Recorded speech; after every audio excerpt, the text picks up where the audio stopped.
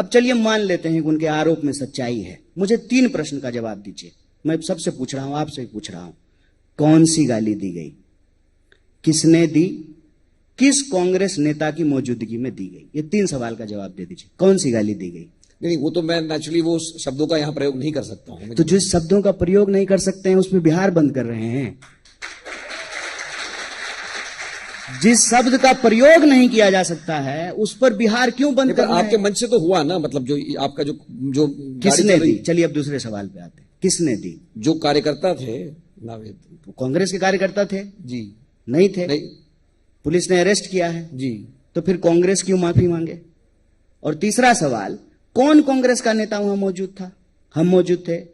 हमारे पार्टी के कौन से नेता मौजूद थे? खड़गे जी मौजूद थे, राहुल जी मौजूद थे, कांग्रेस के जो है प्रदेश अध्यक्ष मौजूद थे, लीडर ऑफ अपोजिशन मौजूद थे, जिला अध्यक्ष मौजूद था।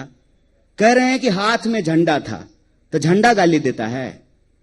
हम आपके हाथ में जो है भाजपा का झंडा दे देते हैं, उसके बाद जो है प्रधानमंत्री को गाली दे दीजिए, उसके बाद हम कहें कि अमित शाह माफी मांगे।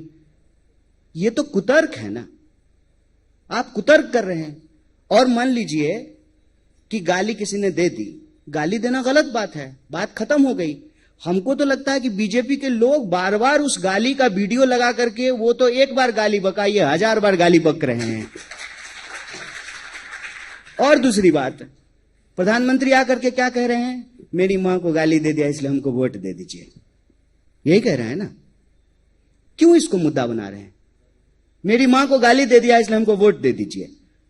अरे जब पहली बार आप चुनाव लड़ रहे थे, गुजरात के मुख्यमंत्री थे, तो आप बोले कि हमको वोट दे दीजिए, आपके खाते में 15 लाख रुपया पहुंचा देंगे। आप हमको वोट दे दीजिए, आपको 2 करोड़ नौकरी दे देंगे।